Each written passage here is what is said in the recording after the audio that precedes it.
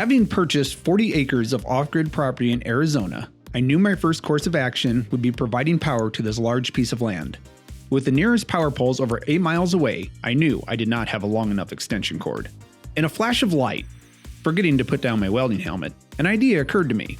After the obvious acknowledgement of possible retina damage, I realized I could harness the power of the light to solve my dilemma. I would use an electric utility truck to transport my electricity to everywhere I needed it, and adorn the top with solar panels so I never had to charge it. I managed to find a 48-volt Taylor Dunn golf cart at an auction. Like a high school romance, it had been ignored and disposed of when something shiny and new came along. However, I saw the potential in its sturdy frame that lay underneath the patina of rust and dirt. The water had shown no mercy to the steel frame, and the paint that was used at the factory was about as useful as tits on a bowl. After thoroughly steam cleaning the cart, removing the dead batteries, and grinding down the rust, I was able to fix all the damage with minimal welding. Unwilling to compromise, I welded a hitch to the rear and laid down the expectation that it would pull a tool trailer to the ends of the property and provide the power to all that was within it. I pulled out the big guns with the red oxide primer and gave it the protection and nostalgia of the Golden Gate Bridge. The side rails were left in disrepair. I quickly removed the worthless wood and welded up some more manly rails that could live up to whatever the future might bring. Unwilling to do real work, I riveted diamond plate over the damage and swept the rest of my concerns under the cart. With the original batteries failing, I needed something mighty to breathe life back into the beast.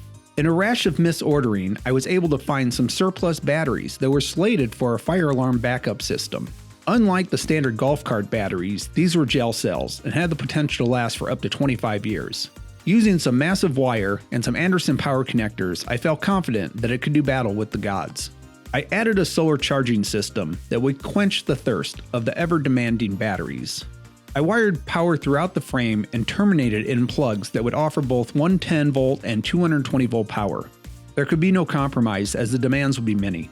As a foundation for all that would be to come, I installed a massive 48 volt inverter that was capable of both charging the batteries in the event of an emergency and providing the power that the plugs needed. The glimmering aluminum box could be installed and removed as needed to keep it out of the elements. Multiple holes were drilled in the box to provide an external hookup between it and the golf cart. Additional holes were drilled to provide a fan that would be on a thermal switch. Additionally, one more hole was drilled to provide an additional hole or a plug that would allow external power to be hooked up to the golf cart. The entire system runs off 48 volts. This is different than many of the small-scale systems that run off 12 volts. This makes for a much higher efficiency and also reduces the size of the wire necessary. A tower was to be constructed to absorb the sun rays. It would have to be sturdy and dimensionally accurate enough to hold the solar panels that would bathe in the sun. The entire frame was made of 2-inch box steel and rigidly welded to the frame. This ensured that even in a high wind, the solar panels would not be going anywhere. The solar panels that were installed did not have a frame. Because of this, a layer of foam tape was placed all around the perimeter and below where the panels would be mounted to provide some cushioning. Knowing that I would never compete with the sun, I still found it necessary to add lights of my own. LED floods were put on the sides and across the front. Hopefully, the sun would understand that we stole its power during the day so we could shine it again at night. The solar panels were wired and neatly arranged. As the project nears completion, it is not time to cut corners. The seats were reupholstered and the wooden deck replaced. Everything is now painted with a heavy coat of Rust-Oleum paint. Hopefully this will provide better rust protection than the factory powder coating which easily chipped off. All that is left is to put on some new tires. It is now ready for a second life. One unvery fortunate twist of events has to do with the solar panels that were installed on this vehicle. It turns out that the used solar panels I purchased were completely non-functional. While they measured a voltage, they put out absolutely no amperage. Not having time to completely redo the vehicle, I had to build a wooden frame and put some solar panels I had lying around on top of it.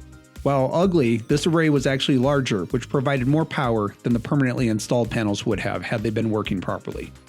This utility cart has been pretty useful on the property.